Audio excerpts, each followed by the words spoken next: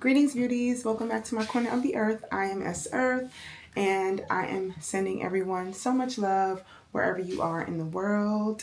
As always, please stay a while. So I wanted to get on really quickly and talk to you obviously about my 1-year-old microlocs. Now, I know in my previous videos I have been sharing a lot around some of my concerns with thinner areas of my microlocs. I also shared my retie schedule for what would have been my next upcoming retie, which was scheduled for 5 weeks after my last retie. And so, as I mentioned in my last video, I felt like 5 weeks was too soon. Feeling throughout my microlocs, it just felt like my hair wasn't ready to be retied.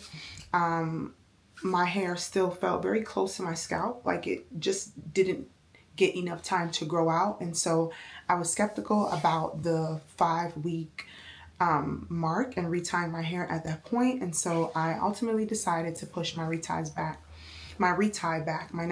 back to 10 weeks. And so my next retie will be happening on, I think it's June 27th, which works wonderful for me because I'm scheduled to go out of town 2 days after that. So that really works for me. However, I have been recently feeling like perhaps I can even go beyond 10 weeks. And so I'm going to give you all some backstories. If you are new here, welcome, welcome, welcome. And if you're a returning beauty, welcome back. So when I first got my hair installed, I was initially on a 6-week retie schedule. And obviously when you first get your microlocs installed, at least in my experience, your retie schedule may be a little different in the beginning, as opposed to once your hair begins to mature a little bit, your loctician may decide to change that retie schedule. And so for me, in the beginning, my retie schedule was on a 6-week mark. And because I was new to microlocs, while I have had traditional semi-freeform locks in the past, having smaller locks is something that I am new to. And so in the beginning, I followed the schedule that my loctician found best for my hair at that time. And so in the beginning, I don't really recall feeling like 6 weeks was immediately too short of a time for my retie schedules. It kind of felt like it was fitting for my hair, based on where my hair was when it was new or newer, because it's still new, when it was newly locked. I believe outside of the one time that I retied my hair at I think it was around the 5-week mark, and I have a video of that actually. I'll try to pin it below. I went to a certified sister lock consultant to have my hair done. I was in another state at the time. My aunt has beautiful sister locks, and I knew that I wasn't going to be able to make my scheduled 6-week retie appointments upon returning from vacation. And so I opted to have my aunt's loctician retie my hair. She's a certified sister lock consultant, which was really great for me because it gave me the opportunity to, one, have someone else kind of take a look at my hair and give me some feedback on how my hair was coming along at that time. And I believe I was probably around the 5-month mark at that point when I had my hair retied by the sister lock consultant at the 5-week mark. Since that time, my retie schedule has kind of been just really like up and down, right? I noticed that my hair could benefit from waiting past 6 weeks, even going into like the 8-week mark. I recall my loctician even suggesting once that, I wait 8 weeks to retie my hair. At the time, I remember feeling like, 8 weeks seems too far out.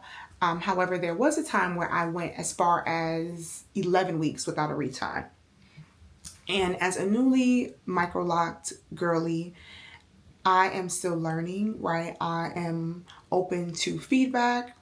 Obviously, when in my experience, when going to a professional, I'm entrusting that the professional knows more. I won't say best. I'll say that the professional knows more, and so I'm entrusting what the professional says. However, in my specific journey, I've learned to also listen to myself, pay attention to my hair. I have only been with this hair all of my life, and so there is no professional greater than myself in certain capacities. And so, as mentioned, since my earlier days of being microlocked or earlier months of being microlocked, my retie schedule has been a little up and down, and I have gone as far as 11 weeks without a retie. And I recall being really satisfied with waiting as long as I did at that time. Now, after that instance where I went without a retie for 11 weeks, I have heard that going for long lengths of time without a retie can cause you to have holes in your locks, and possibly also contributes to thinning down the line. And again, as a newer microlocked girly, those things are things that I take heed to, I listen to, and quite frankly, sometimes I'm concerned. So obviously I don't want for my hair to thin, I don't want for my hair to break. And so I'm like, okay, well, perhaps I need to stay on whatever retie schedule is given to me by my hairstylist. Since that time, I have had my hair retied at the 6-week mark, 7-week mark, depending on what my hair requires. Currently, I decided to push my retie back, which I've also done in the past. Again, just like feeling through my hair and making an executive decision to say, you know what, actually, I think I can wait. And as I approached the 5-week mark, as I mentioned in my last video, it just really felt like my hair was not ready to be retied. I'm like, there's no way I'm going to sit in a stylist's chair and get my hair retied, because there's really, on a number of my locks, not enough room to even do 2 full rotations. I'm realizing that some locks are grown out a little more than others, where perhaps there is enough space for 3 rotations. Some locks, even right now, there's still not even enough space for 2 rotations, maybe 1. And so it appears to me as if, some locks are at a space where they can be retied at 5 weeks and others are not. And so, as I mentioned, I am currently waiting for the 10-week mark, and I will monitor my hair to see if even at that time I should consider pushing it back again. Really funny story. I actually ran into my hairstylist over this Memorial weekend at a party, and I was like walking from one side of the party to the other side, and she came up behind me, and I turned around and she was like, I knew that hair. I knew that hair from somewhere. And so that was really cute. Obviously seeing my stylist, who also has microlocs that are super, super gorgeous, at a party, and her just recognizing my hair, and to which I said to her, I'll see you in another 5 weeks. So she's already aware that obviously I pushed my retie back, and they can see all that stuff in like their booking systems, which she also mentioned, like I said, in the past, that I could go 8 weeks without a retie. And so in this season of microlocs, I am doing what is best for me, what feels healthy for my hair, and really what feels healthy for my scalp, especially because you all know I have some concerns around thinning, which we are going to get to in a moment. But before we get into that, I have, look at what's going on. So today I decided to do my hair in pigtails, And I realized that I can like fold it over into a little mini bun. And so this is a wonderful sign for me of like growth with my hair, because prior I could not do that, could not do this, while I got to a point where I could do bantu knots, pigtails. I never really attempted like folding it over. And while this may seem like, what's the big deal? You just folded your hair back and put it into two little buns. It's a big deal. It's a big deal. So to all of you beauties out there who have shorter microlocs, be patient with your hair. Enjoy the journey. Your hair will grow. So I wanted to show you all the products that I'm using, especially if you're new here. If you're not new here, then you probably know what it is that I use in my hair. But for a quick review, because why not? I use rose water, the Heritage Store. Okay, I am clearly turning this the wrong way. Why? The Heritage Store rose water.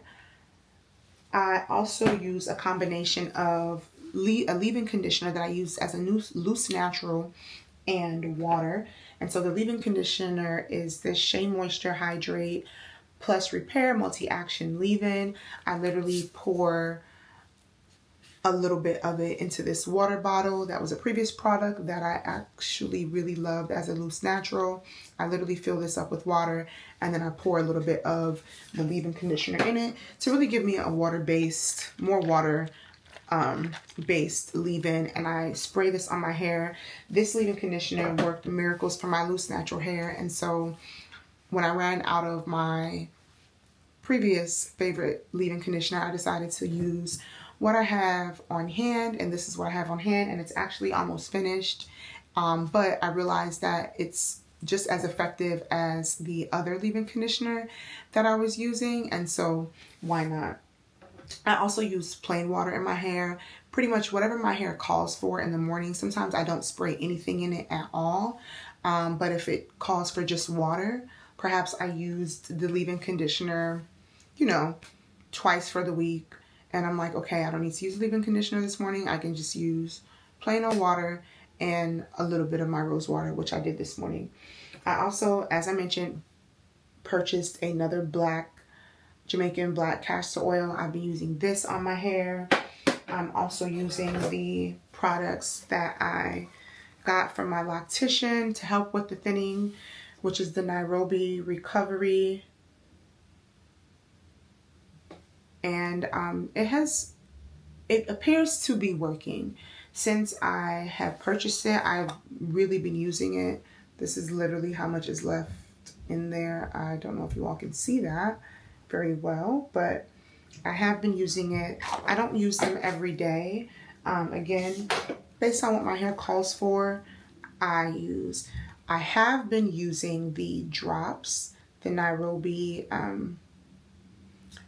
Recovery Scalp Treatment for fine or thinning hair. I've been using this as per my stylist's recommendation. I've been using it twice a week, specifically in the area that's thinning. It does say that it can be used for daily use, but she recommended I use it twice a week. And so I've been using it twice a week, and really more so using my castor oil, which I find, and I'll show you all in a minute, has been helping. The thinning hasn't gotten worse, thank goodness. I do have a lot of areas where there's like hair, like loose hair, and I'm assuming that it is new hair. My dermatologist did say that it is new hair that's growing in, which I just find so interesting, but it also feels like, well, duh. Obviously your hair, you can grow new hair, you know what I mean? Your hair is locked. I'm not doing much to it outside of the little styles that I can do with it on my own. I'm not putting too much tension on it. Why wouldn't it grow? Or it's not impossible for me to have, like, you know, areas that where new hair is growing in. So I'm thankful for that. But obviously once I go in for my next retie, my loctician will be able to also kind of give me her take on how everything is looking and what she thinks. I will also be getting another infrared treatment when I go back for my next retie.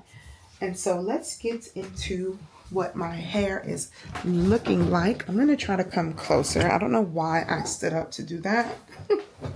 This is really insane, but okay.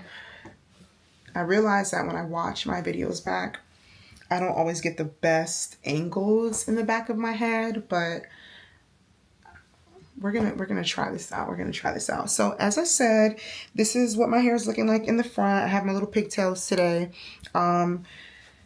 As you all know, the locks in the very front of my head here, they are newer locks that needed to be reestablished, and so they're not as mature as the others, and these typically slip, and I find that the slipping doesn't necessarily happen, is not right now happening at the end of the lock anymore. It's more so happening in like the body of the lock. So from the root to a certain point, and then it's like not locked, but the interlocking is still present, as opposed to like, again, from like the root to a certain point, it's completely loose.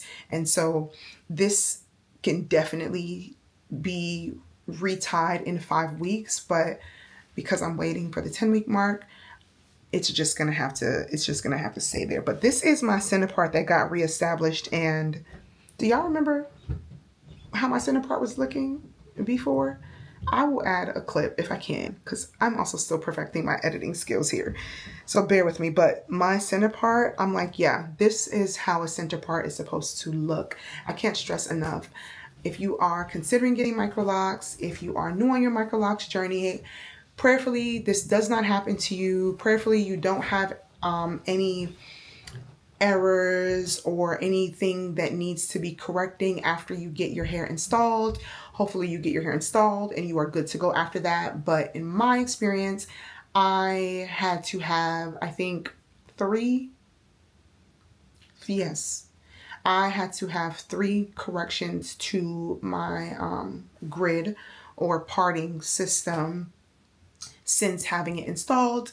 And these newer locks in the front is the latest and last correction that I had to have. And I'm saying last because it better be the last correction that I have to have. Now, this is what the back is looking like. Hope that I lined this up. I think I did. This is what the back is looking like right now. So in between my parts, like, there is a lot of little hairs that are coming up, and I am like, whoa, how did this happen? But obviously we're happy about this. This is great, because we rather hair be growing than coming out. And so as you can see, this is like literally new hair, which is a great thing. I'm super thankful, but obviously still, you know, just monitoring the situation, making sure that I'm being a good steward to my microlocs. And I think the biggest part of being a good steward is just not putting too much tension on my hair, being mindful of how often I'm retying, also speaking up and letting my loctician know that, you know, not to put a lot of tension on my hair, which is what my dermatologist also recommended when it comes to this particular hairstyle, that I probably need to ease up on the tension. And I also feel like, let me just show you on the side. I also feel like since having my hair, since being locked, and specifically just really paying attention to this past retie that I had done, I feel like my scalp is like just feeling relaxed from getting my last retie, like literally. And I'm going to actually look in my calendar to see when that was exactly.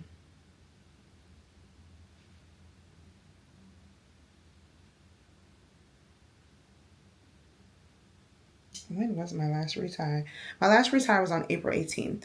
My last retie was on April 18th, and I was scheduled for another retie on May 23rd. I was supposed to have my hair retied last Thursday, and this week I just started feeling like my scalp felt more relaxed since my last retie. So I really can't even imagine having had my hair retied again so soon when my scalp literally just started to feel released from my previous retie.